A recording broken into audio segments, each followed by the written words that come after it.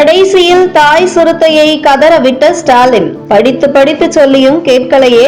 தமிழகத்தில் சட்டமன்ற தேர்தல் நெருங்கிய நிலையில் கடந்த தேர்தலை போலவே இந்த தேர்தலில் அதே கூட்டணியை வைத்துக் கொண்டு தேர்தலை சந்திக்க திட்டமிட்டுள்ளது திமுக தலைமை. ஆனால் கடந்த சட்டசபை தேர்தலின் போது திமுக கூட்டணியில் முதல் கட்சியாக தொகுதி பங்கீட்டை முடித்த விடுதலை சிறுத்தை கட்சி இப்போது தொகுதி பங்கீட்டை இறுதி செய்ய முடியாமல் திணறுகிறது. திமுக கூட்டணியில் காங்கிரஸ், வைகோ, நேற்று இணைந்த தேமுதிக, முஸ்லிம் லீக் கட்சி, கம்யூனிஸ்ட் ஆகிய கட்சிகளுடன் கையெழுத்து ஒப்பந்தம் ஆகியுள்ளது. இந்த நிலையில்தான் காலம் காலமாக தான் மக்களுக்காக கட்சியை தொடங்கிய திருமாவளவன் திமுக கூட்டணியில் இருந்து வரும் நிலையில் அவருக்கு இழுபறியை திமுக தலைமை கொடுத்து வருகிறது என்றே கூறப்படுகிறது. இதுகுறித்து திமுக வட்டாரம் கூறுவது, தொகுதி பங்கீடு குறித்து விசிக தலைவர் திருமாவளவனுடன் திமுக மூத்த அமைச்சர்கள் ஏற்கனவே பேசியுள்ளனர். விசிக தரப்பில் எங்கள் கட்சிக்கு 2 எம்பிக்கள், 4 எம்எல்ஏக்கள் உள்ளனர். இந்த தேர்தலில் 8 தொகுதிகள் ஒதுக்க வேண்டும் என வலியுறுத்தப்பட்டது.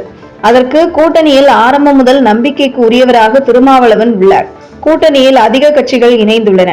அவர்களுக்கும் தொகுதிகளை ஒதுக்க வேண்டும். பழைய எண்ணிக்கையில் 1வது குறைத்துக் கொள்ளுங்கள் என திமுக தரப்பில் தெரிவிக்கப்பட்டுள்ளது.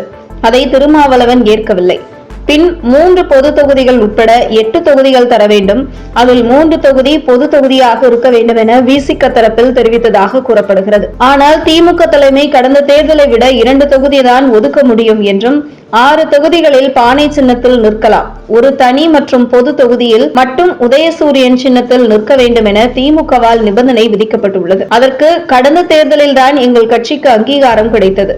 எனவே இந்த தேர்தலில் சொந்த சின்னத்தில் தான் போட்டியிடுவோம் என விசிக தரப்பில் கூறப்பட்டு 8ம் சொந்த சின்னத்தில் நிற்க வேண்டும் என அடம் பிடித்து வருகிறது. இதனால் திருமாவளவன் கடைசி வரை சரியான முடிவை எடுக்க முடியாமல் திணறி வருவதாக கூறப்படுகிறது. தேமுதிக 8 சீட் கேட்கும் நிலையில் அதற்கு ஓகே சொல்லும் திமுக திருமாவளவன் விஷயத்தில் இறங்கி வர மறுப்பதாக கூறப்படுகிறது. தனக்கான அங்கீகாரத்தை நிரூபிக்காமல் இருப்பதாலேயே திமுக இப்படி செயல்படுவதாக அவரது நிர்வாகிகள் கருத்து தெரிவித்து வருகின்றனர்.